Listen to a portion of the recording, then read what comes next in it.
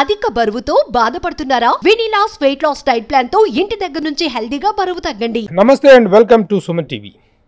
ఈ రోజున భారతదేశ వ్యాప్తంగా ఒక విషయం ఒక బర్నింగ్ టాపిక్ లాగా రగిలిపోతోంది. సనాతన ధర్మం, భారతీయ సంస్కృతి, హైందవ సంప్రదాయం వీటన్నిటికీ మీద ఒక దాడి జరుగుతుందనేటువంటి ఒక ఆందోళనకరమైనటువంటి పరిస్థితి నెలకొన్నటువంటి నేపథ్యంలో ముఖ్యంగా ఈ హైందవులందరూ హిందువులందరూ కూడాను పరమ పవిత్రంగా భావించిన తిరుపతి లడ్డూ విషయంలో జరుగుతున్న వివాదం దేశంలో ప్రకంపనలు సృష్టిస్తుంది. ప్రతి ఒక్కళ్ళు కూడాను దాన్ని ఆ ప్రసాదాన్ని చేతిలోకి తీసుకోగానే ఒళ్ళంతా ఒక రకమైనటువంటి ఆనందానుభూతికి, ఒక గగురుపాటుకి గురి చేసేటువంటి ఒక అద్భుతమైనటువంటి ఆ ప్రసాద స్వీకరణ అనేటువంటి కార్యక్రమం పట్ల జరుగుతున్నటువంటి అపరాధం, అపచారం ఈ దేశంలో ప్రకంపనలు సృష్టిస్తున్నటువంటి నేపథ్యంలో ఈ విషయం మీద మనతో మాట్లాడటానికి ప్రముఖ నటులు, నిర్మాత, రియల్టర్, చలనచిత్ర ప్రముఖులు, రాజకీయ రంగ ప్రముఖులు మురళీమోహన్ గారు ఉన్నారు. మురళీమోహన్ గారు నమస్తే అండి. నమస్తే అండి. మీ దృష్టికి వచ్చి ఉంటుంది జరుగుతున్నటువంటి వివాదం ఏంటో, తిరుపతి లడ్డూ ప్రసాదం మీద జరుగుతున్నట్టు వివాదం, దాని మీద జరుగుతున్నట్టు చర్చలు చూస్తున్నామండి. రెగ్యులర్గా చూస్తూనే ఉన్నాం న్యూస్ ఛానల్స్ వాటిలో కూడా. చాలా బాధాకరం. ఎందుకంటే ఏ మతం వాళ్ళకైనా ఎవరికైనా వాళ్ళకు దేవుడు అనేవాళ్ళు ఉంటారు. అందరికీ ఒకళ్ళే ఉండాలనేది లేదు. క్రిస్టియానిటీ వాళ్ళు చూసుకున్నారంటే జీసస్ క్రిస్ట్ని చేస్తారు. అలాగే ముస్లిం సోదరులు ఉన్నారంటే వాళ్ళు అల్లా చూస్తారు. మన హిందువుల్లోకి వచ్చేటప్పటికి మనకేంటంటే వీఆర్ డిఫరెంట్. మనం ప్రకృతిని దేవుళ్ళుగా చూస్తాం, పంచభూతాలని దేవుళ్ళుగా చూస్తాం, చెట్టుని దేవుడిగా చూస్తాం, పుట్టని దేవుడిగా చూస్తాం, పాముని దేవుడిగా చూస్తాం, సింహాన్ని పులిని దేవుడిగా చూస్తాం.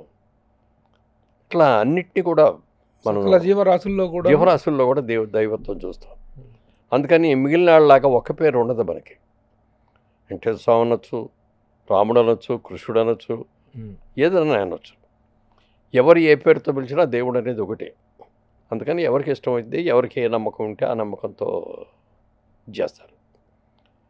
ముఖ్యంగా మన దగ్గరకు వచ్చేటప్పటికి మనం 2 తెలుగు రాష్ట్రాల్లో చూసుకుంటే తెలుగు వాళ్ళందరూ కూడా ఎక్కువగా వెళ్ళే దేవాలయం ఏది అని అంటే తిరుపతికి.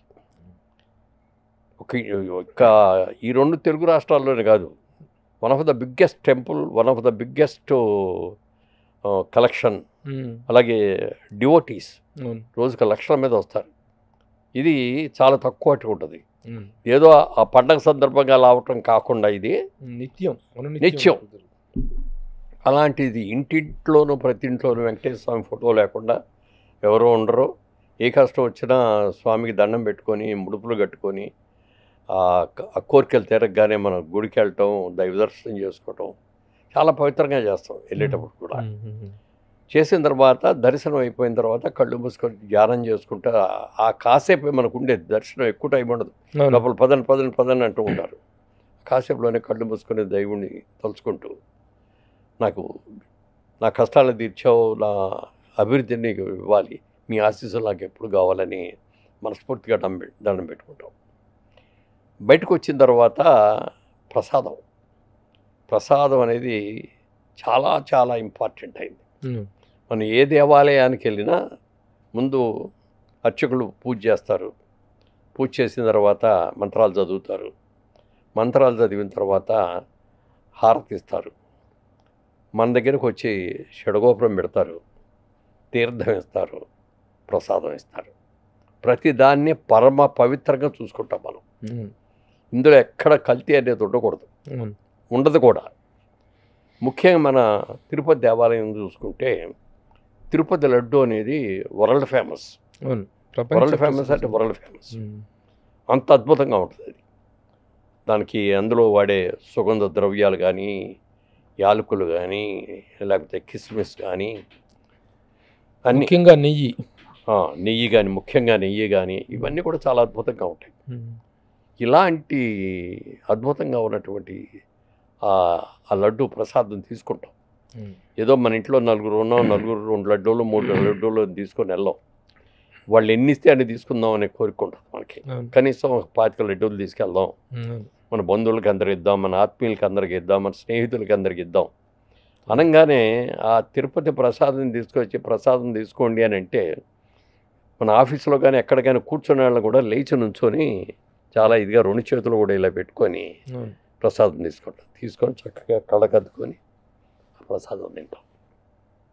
అంత పవిత్రంగా. అంటే తిరుపతి మనం వెళ్ళకపోయినా మన మిత్రుడు, మన స్నేహితుడు, మన బంధువు వెళ్ళొచ్చాడు, ప్రసాదం అక్కడి నుంచి తీసుకొచ్చాడు, స్వామివారే పంపించారు అన్నంత ఆప్యాయంగా మనం ఆ ప్రసాదం తింటాం.